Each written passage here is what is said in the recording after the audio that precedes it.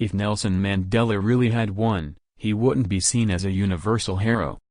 In the last 2 decades of his life, Nelson Mandela was celebrated as a model of how to liberate a country from the colonial yoke without succumbing to the temptation of dictatorial power and anti-capitalist posturing.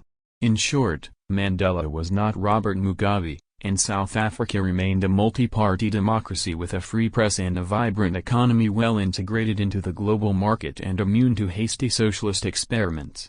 Now, with his death, his stature as a saintly wise man seems confirmed for eternity. There are Hollywood movies about him. He was impersonated by Morgan Freeman, who also, by the way, played the role of God in another film. Rock stars and religious leaders, sportsmen and politicians from Bill Clinton to Fidel Castro are all united in his beatification.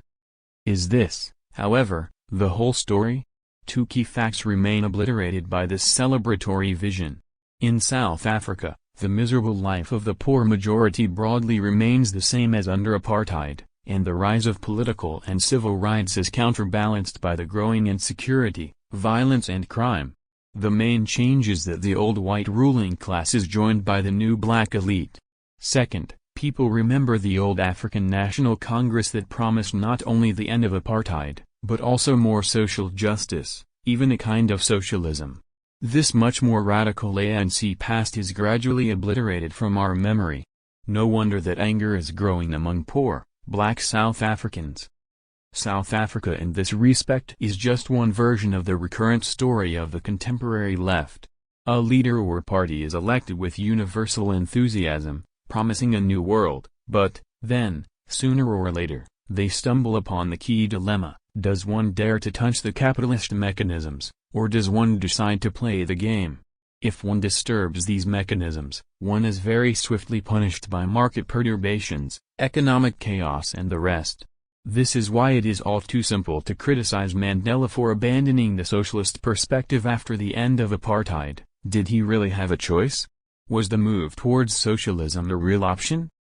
It is easy to ridicule Ayn Rand, but there is a grain of truth in the famous hymn to money from her novel Atlas Shrugged. Until and unless you discover that money is the root of all good, you ask for your own destruction. When money ceases to become the means by which men deal with one another, then men become the tools of other men.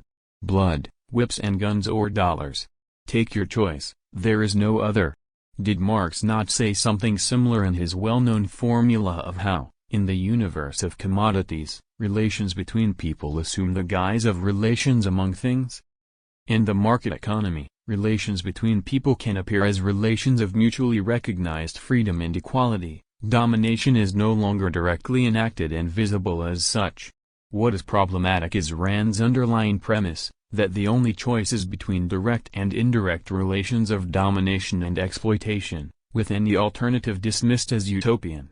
However, one should nonetheless bear in mind the moment of truth in Rand's otherwise ridiculously ideological claim. The great lesson of state socialism was effectively that a direct abolition of private property and market-regulated exchange, lacking concrete forms of social regulation of the process of production, necessarily resuscitates direct relations of servitude and domination.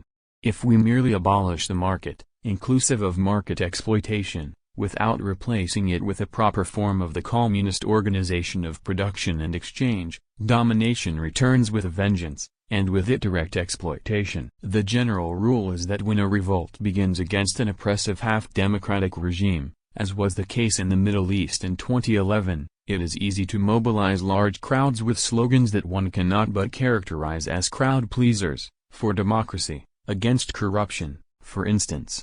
But then we gradually approach more difficult choices. When our revolt succeeds in its direct goal, we come to realize that what really bothered us, our unfreedom, humiliation, social corruption, lack of prospect of a decent life, goes on in a new guise.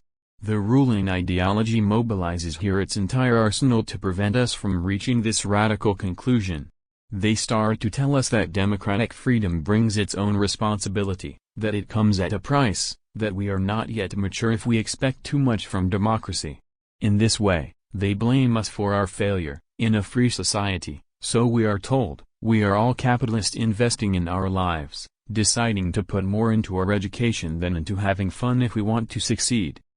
At a more directly political level, United States foreign policy elaborated a detailed strategy of how to exert damage control by way of rechanneling a popular uprising into acceptable parliamentary capitalist constraints, as was done successfully in South Africa after the fall of apartheid regime, in Philippines after the fall of Marcos, in Indonesia after the fall of Suharto and elsewhere.